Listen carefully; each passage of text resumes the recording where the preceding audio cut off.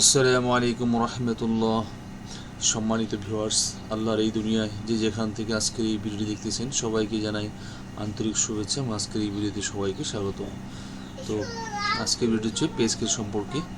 নতুন pay scale বাস্তবায়নে MPO শিক্ষকদের বেতন বাড়ছে যে হারে। নবম জাতীয় বেতন কাঠামো বাস্তবায়নের দাবি নিয়ে এমপিওভুক্ত শিক্ষকদের আন্দোলন দীর্ঘদিনের। এদিকে নবম পে স্কেল বাস্তবায়ন হতে পারে 1 জুলাই থেকে।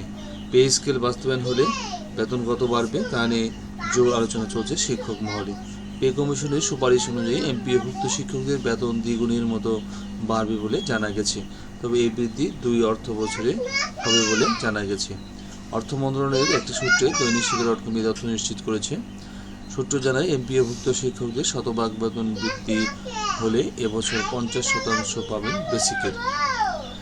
3 ধরনের প্রস্তাব রয়েছে। বেতন 2 বছরে দেওয়া হবে।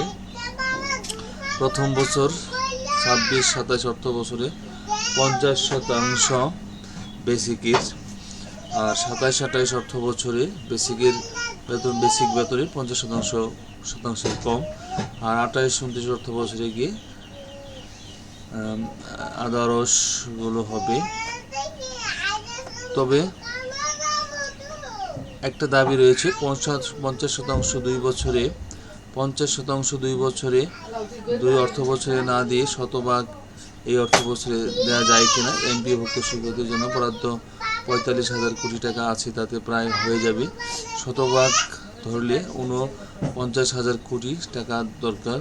তো সরকারি চাকরিজীবী সহ এমপিওভুক্ত শিক্ষকদের শতভাগ বাড়বে কিনা বেতন তা এখনও সিদ্ধান্ত হয়নি।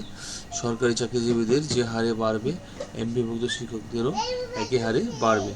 গতকাল অনুষ্ঠিত অর্থ মন্ত্রণালয়ের সভায় বলা হয়েছে, সরকারি চাকরিজীবীরা 50% পেলে এমপিওভুক্ত শিক্ষক সহ অন্যান্য সবাই বর্ধিত ভারে 50% পাবেন। যদি শতভাগ হয় তারাও শতভাগ পাবেন, কারণ সবারই বেসিক দরে বেতন বাড়বে। এখন সরকারি চাকরিজীবীদেরটাই এখনও সিদ্ধান্ত হয়নি। তো আজকের ভিডিও এখানে শেষ করছি। ভালো থাকবেন সবাই। আল্লাহ হাফিজ। আসসালামু আলাইকুম রহমতুল্লাহ।